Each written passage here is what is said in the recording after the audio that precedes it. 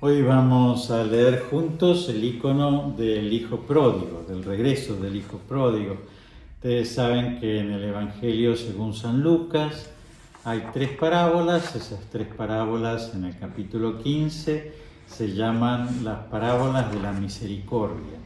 Las tres hablan de algo que se perdió, de algo que se encuentra y del festejo que se hace por esto que se reencuentra. La primera es una mujer que pierde una moneda, entonces enciende una lámpara, toma la escoba para limpiar, limpia, encuentra la moneda, se la guarda en su bolsillo, llama a sus vecinas y festeja. La segunda es un pastor que tiene 100 ovejas, pierde una, deja las 99, va a buscar a la que se le perdió, la encuentra, la carga sobre sus hombros, la lleva de vuelta al rebaño y entonces llama a sus amigos y festeja. La tercera es la parábola del Hijo Pródigo, que en realidad deberíamos llamarlo la parábola del Padre Misericordioso, porque el gran protagonista de esta parábola es el Padre, no el Hijo. Pero bueno, así ha quedado en la historia y todos nosotros la conocemos como la parábola del Hijo Pródigo, pero nos cuenta que un padre tenía dos hijos. Uno de esos hijos, el menor, le pide la parte de la herencia que le corresponde, el padre se la da y este hijo se marcha a un país lejano y malgasta toda esa herencia en una vida libertina y entonces toca fondo y entonces se pone a cuidar unos cerdos.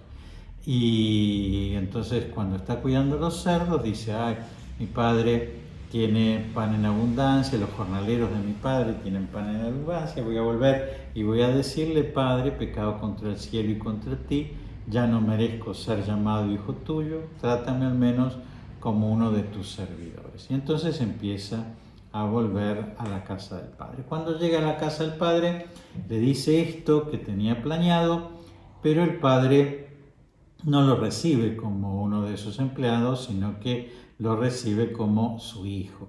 Y entonces lo viste con la vestidura de un hijo, le pone el anillo, manda a matar el animal engordado para festejar, llama a una gran fiesta y ahí es cuando llega el hijo mayor, el hijo que siempre estuvo con él, que siempre cumplió sus órdenes y se pone celoso. Y le parece mal que el padre trate así y que esté tan contento porque vuelva un tepelandrón, ¿no es cierto?, que era el hijo menor. Y entonces le dijo, hijo mío, tú estás siempre conmigo y todo lo mío es tuyo. Este hijo estaba muerto y ha vuelto a la vida y por eso tenemos que festejar. Bueno, entonces el padre comprende el pecado del hijo menor, que es un tarambana, y comprende también el pecado del hijo mayor, ¿no es cierto?, que es un creído y piensa que no es misericordioso, es decir, no se conmueve por su hermano ni se alegra por esa venida, ese retorno de su hermano. Bueno, entonces las tres tienen esa misma estructura, algo que se pierde, algo que se reencuentra, y el festejo. Pero ustedes ven que en la tercera parábola, es decir, en esta, el padre no sale a buscar al hijo. La mujer busca la moneda, el pastor busca la oveja, el padre no busca al hijo. Porque un hijo es libre, es decir, hay que dejarlo irse, ¿no es cierto? Es decir, no se lo puede retener como una moneda o como una oveja. No se lo puede forzar a estar con nosotros. Entonces, nos muestra de alguna manera cómo es Dios, ¿no? Dios, en algún sentido, nosotros somos como una moneda o como una oveja que cuando se pierde no puede hacer nada si Dios no sale a buscarnos, pero en algún sentido nosotros somos como un hijo que tiene que tocar fondo, comprender que bien estaba en la casa de su padre, volver, pedir perdón y reconciliarse con él. Bueno, ¿qué hicieron los iconógrafos? Que, como les vengo contando en este ciclo de lecturas de iconos, lo que hacían era tomar una palabra de Dios y así como un traductor traduciría este texto al ruso, ellos lo que hacían es traducir este texto a colores, a formas, a gestos. Y entonces, ¿qué hicieron? Bueno, hicieron un icono que es este que les estoy mostrando, que lo pinté yo. El original es un icono ruso contemporáneo para que hace un autor para un evangelio para niños. Por eso está un poquito dulcificada la iconografía y por eso los colores son colores más pasteles de lo que nosotros estamos acostumbrados a ver en los iconos.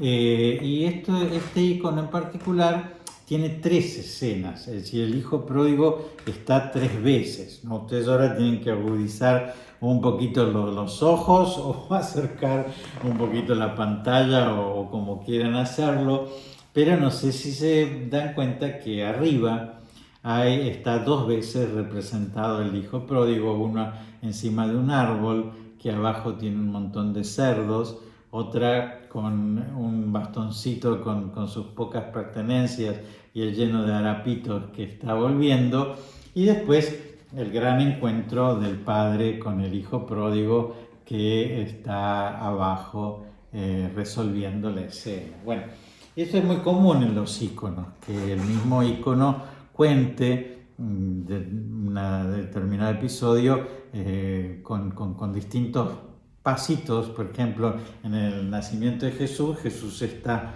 con María en el pesebre, pero también siempre está siendo lavado por unas nodrizas que le están quitando los pegotes, ¿cierto?, que tienen los chicos cuando nacen, ¿no? Es decir, que es muy común que se repita alguna figura.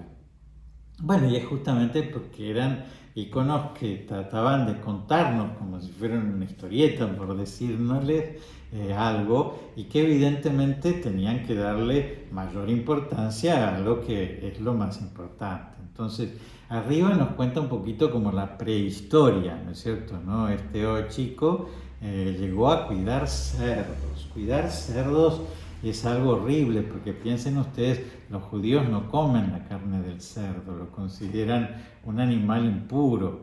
Es decir, que este hombre que era rico, era hijo de un hombre rico, que había malgastado su fortuna, pero que se había llevado una fortuna que le había dado su padre, había llegado tan bajo que estaba cuidando cerdos. ¿Qué le pasaba? Quería comer las bellotas que comían los cerdos y nadie se las daba. Es decir, que ya había llegado a lo más asqueroso, ¿no es cierto?, ¿no? Que es comer lo que comen los cerdos y ni siquiera tener eso, ¿no? Y entonces es ahí que él reflexiona y se da cuenta que qué bien lo pasaban los empleados de su padre, ¿no es cierto? Y entonces decide volver. Y entonces después nos muestra, como siempre, esa montaña que es escarpada, que es seca. Ese es el mundo, ¿no es cierto?, ¿no? Es el camino que hay que hacer para volver a la casa del Padre, ¿no es cierto? Hay que pasar por un desierto, hay que pasar por alturas y honduras, ¿no es cierto? Y entonces hay que subir y bajar, ¿no es cierto? Hay obstáculos para volver a la casa del Padre, pero bueno, él con su atillo, ¿no es cierto?, con sus poquitas pertenencias, porque tiene que ver, ¿no es cierto?, que él esté lleno de harapos y que tenga poquitas cosas, porque después va a ser vestido, ¿no es cierto?, como hijo. Entonces decide volver a la casa del padre. Pero bueno, toda esa situación de intemperie que cuenta el icono en la parte que hay detrás o arriba, va a convertirse en una situación confortable en la parte de adelante. Por eso ven que hay unas construcciones, esas construcciones son muy sólidas, es decir, ya no es más intemperie, ya no es más escarpado, ya ahora es pisito liso, ¿no es cierto?, cómodo. Y ahora esto es el encuentro, ¿no es cierto?, con Dios, ¿no es cierto?, es decir, se terminó toda esa situación difícil que hay hasta que uno llega al encuentro con ese abrazo. Y entonces nos va a contar, ¿no es cierto?, a la historia de un hombre joven, pero que está muy chaparrastroso, ¿no es cierto?, y nos va a contar la historia de un hombre viejo, pero con un manto muy importante, siempre el rojo, ¿no es cierto?, es la tintura que era costosa en la antigüedad y por eso la ropa que tenía rojo era una ropa costosa. Tiene sandalias, eso quiere decir que está confortablemente en su casa, ¿no es cierto? En cambio, el hijo tiene unas botas, ¿no es cierto? Que significa es un caminante, que no eran las botas costosas de nuestro tiempo, ¿no? Sino que era una cosa atada con tiento, ¿no es cierto? Para poder resistir lo que era el camino y lo difícil del camino. Y entonces nos muestra el abrazo del padre y del hijo. Si ustedes se fijan bien, en el abrazo del padre y el hijo, el padre es el activo y el hijo es el pasivo. Si ustedes bailan tango o bailan el vals, ustedes saben que hay alguien que lleva y hay alguien que es llevado, ¿no es cierto? Y que la mujer era la que era llevada y el hombre era el que llevaba en el baile. Bueno, lo mismo pasa en este abrazo, ¿no es cierto? Es decir, el hijo es el que se deja abrazar, ¿no es cierto? El padre es el que da el abrazo, ¿no es cierto? ¿No? El activo, ¿no es cierto? El positivo. Y también se da como un espejo entre las dos caras, ¿no? Que se convierten de alguna manera en una, ¿no es cierto? Se tocan, ¿no es cierto? Y se espejan la una en la otra, porque evidentemente es un padre y un hijo que vuelven a encontrarse, ¿no? Como si fueran dos partes de un mismo corazón.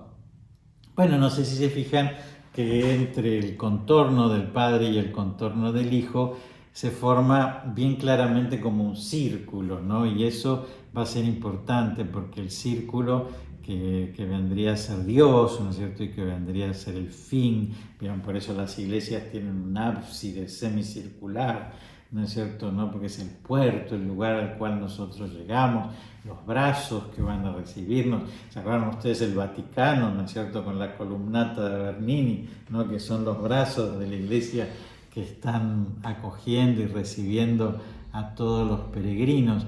Bueno, eso vendría a ser ese círculo que resuelve esta historia que empezó a ser una historia problemática, ¿no? De alguien que se va, de alguien que pone distancia, de alguien que se separa, pero que esa historia termina en un abrazo, en una reconciliación. Bueno, esta historia es la historia de la humanidad, ¿no es cierto? Nosotros creemos que también nosotros somos los que nos vamos y los que usamos las cosas que nos da Dios para poner distancia con Dios, nuestra inteligencia, nuestra belleza, nuestra fuerza, nuestro dinero, pero que un día tocamos fondo y entonces ahí nos damos cuenta qué bien estábamos con Dios y decidimos volver. Algunas veces dudamos de que vamos a ser recibidos con todo ese cariño y con toda esa aceptación de nosotros mismos, como lo hace el padre del hijo pródigo, pero si quieren saber, vuelvan todos y van a ver que nos vamos a encontrar con este mismo padre, ¿no? Fíjense que él no le dice al hijo, che, yo te dije que vos ibas a malgastar la herencia, ni tampoco lo pone a prueba, ¿no? No le dice, bueno, ahora vení, trabajás un añito a ver cómo andás y después, si te portás bien, te vuelvo a dar la condición del hijo, ¿no? Sino que directamente lo viste como hijo, le da ese lugar que el hijo no se merece y llama a todos a la fiesta, incluso al hermano que le da un poquito de rabia de que el padre sea tan misericordioso.